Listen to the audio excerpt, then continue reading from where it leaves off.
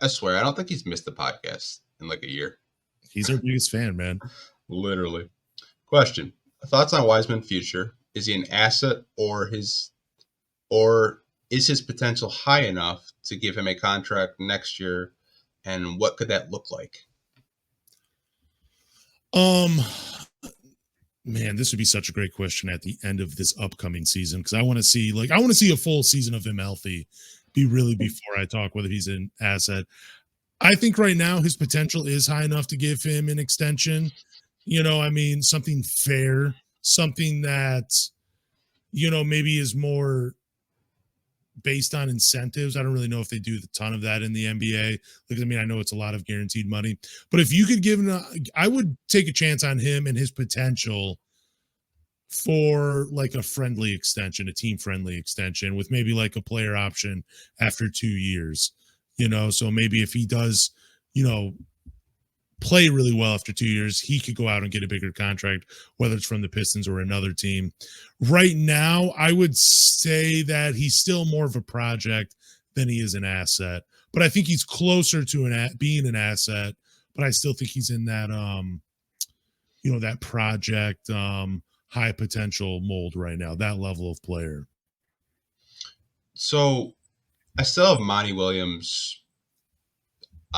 He was on a interview with The Ticket this summer, and I still have what he said, this echoing in my brain, saying that, Wiseman just needs an opportunity to play. So my thoughts on his future, Ryan, is I think the Pistons are going to see what they have this year, and they'll determine whether or not is he worth that contract extension like Lance was talking about. Now, I believe he's 12 or 13 million on the books this year. And that would be that's pretty high, but he was a high lottery pick. You have to remember that.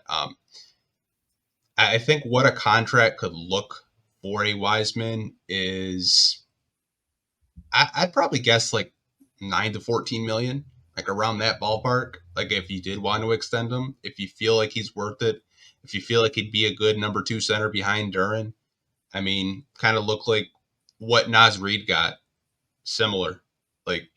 Naz Reid isn't the starting center for the Timberwolves, but he's a good piece off the bench for them. I think that's kind of like where the ballpark, like a 9 to 14 million for a backup center. And you kind of have to ask yourself, is, Wiseman a backup center that I want, or do you want more of that veteran presence? Because, eventually the Pistons are going to want to start winning. Like, do you want like that Mason Plumlee type? Do you want that veteran center to back up Duren? And I think eventually the Pistons are going to have those types of discussions, but I really don't know if they would bring him back. He'd really have to ball out the season for them to consider it. So it says on Spot Track, or whatever you want to call it, 2024, he'll be a restricted free agent. Qualifying offer is $15.8 million for the qualifying offer. I don't know if that means per year, but I'm assuming that's what it means. So it'd be a little bit of a pay bump. But I just don't see the Pistons doing that for him, though. That just seems like too much for what he brings to the team right now. Yeah, I think like the CBA is going up. We both know that. Yeah. Ryan had commented 3 for 30 for Wiseman. I think that's fair. Yeah, that's a fair contract. Like, if you think his ceiling on this team is a backup center, those are conversations you have to have. But there's some people on social media, Pistons Twitter, they think he could start next to Duren. They think that could be a 4-5 combo. I really don't know. I really don't know what his role will be on this team. Keith Langlos had wrote a Q&A piece where he could see neither Bagley or Wiseman even getting burned on Monty's bench. Like, that's a real possibility.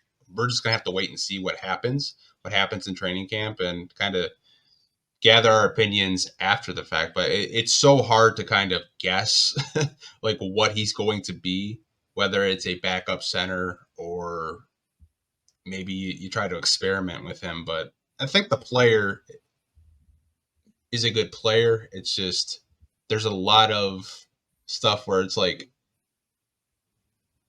to me, he's a 7-footer, but he rebounds like he's 6'1".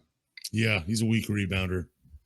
For his size, like, I've never seen a 7-foot center rebound like that. Like, maybe it's just me, and maybe I'm coming off like as a hater, but like when I watch him rebound, I was like, dude, like he doesn't really jump for the ball. He kind of just waits for it to land in his hand.